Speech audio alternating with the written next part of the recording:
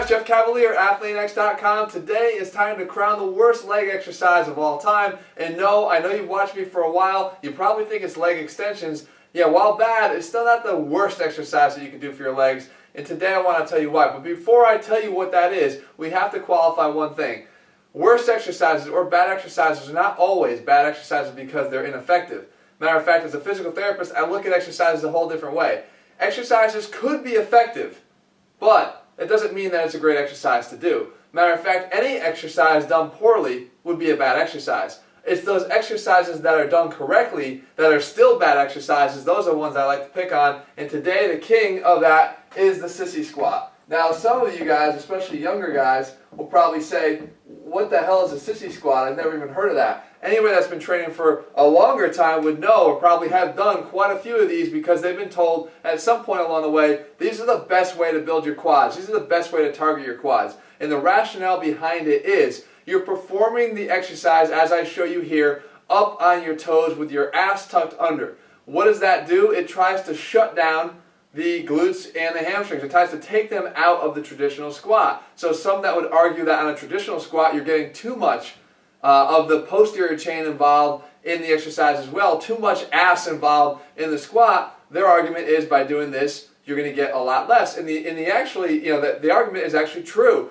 By pulling under into a big posterior tilt here, you are definitely going to shut down that back side and make most of the work focused on the front side. But is it a good thing? No, it's the worst thing that you can possibly do for your knees and the health of your knees. And you may not feel anything wrong when you're doing the exercise the first time or the second time, but I can guarantee you if you make this a staple of your leg workouts, you're going to see some damage to your patellar tendons in no time at all. Here's the reason why. It goes back to the knees over toes thing. And before you jump out and say, but knees over toes isn't bad, I'm agreeing with you and I'll support that, but I'm going to show you exactly what the difference is.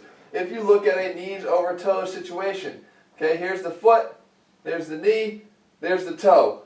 If you're squatting, you got your force, it's all dependent upon where the force is generated. It's not the direction of the knee in relation to the toe, it's where is that line of force, where is that press point. And if you're doing a well-executed squat, your press point should be either back here through your heel or at very worst, a little bit more towards the midfoot.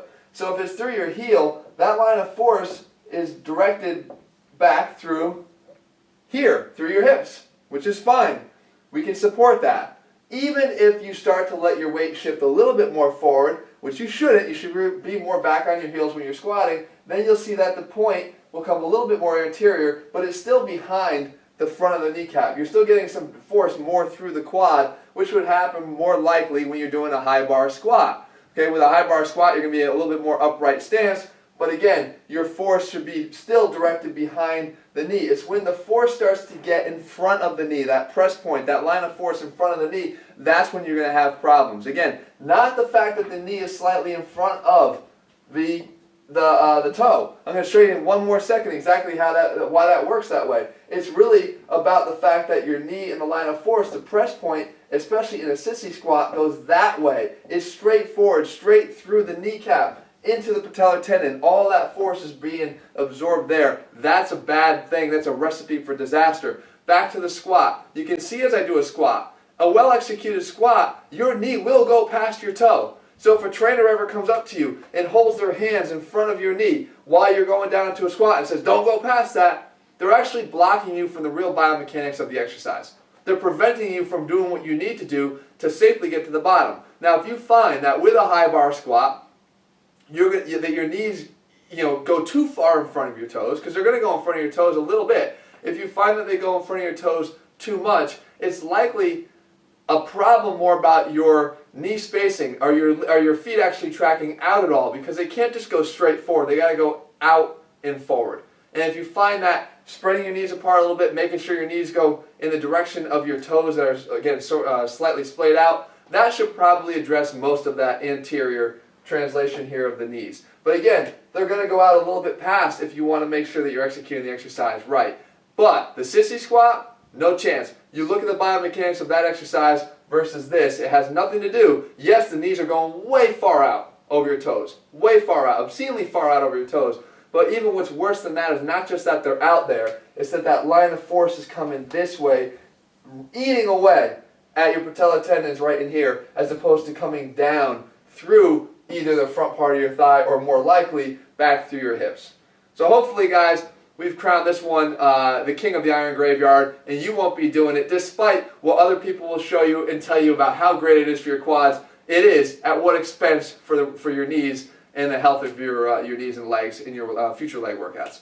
Guys, if you haven't already and you're looking for a training program, we're not just picking on bad exercises. We try to pick on the right exercises that have the best risk reward to help you get the results that you're looking for. I know what you're looking for. Bigger, stronger legs, bigger, stronger upper bodies, bigger, stronger, more athletic, physically imposing bodies, right? That can go out there and do damage if you're an athlete, or just look a hell of a lot better if you're not.